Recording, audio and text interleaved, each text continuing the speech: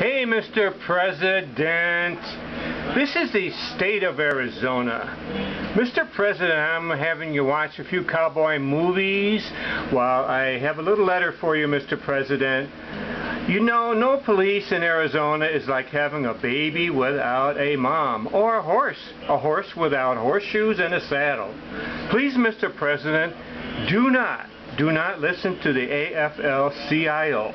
God only knows why the Afl Cio wants to stop the federal funding that goes to Arizona. Yes, our Arizona police. What are we without our Arizona Police Department? How can we fight terrorism? How can we fight the border?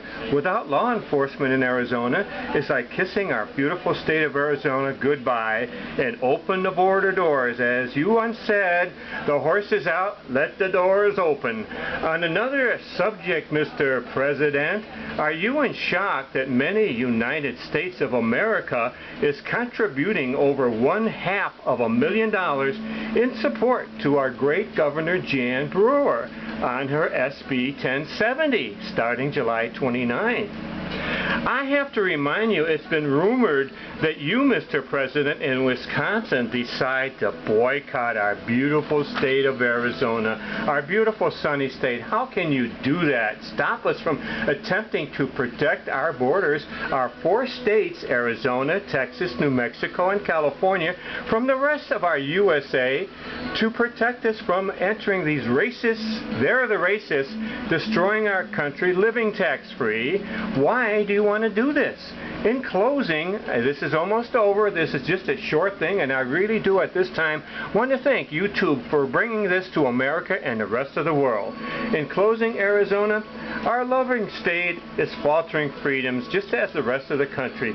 We love America and we love our freedom. And Mr. President, we in Arizona are certainly not racist.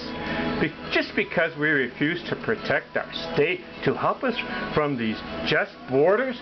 You know what, Mr. President?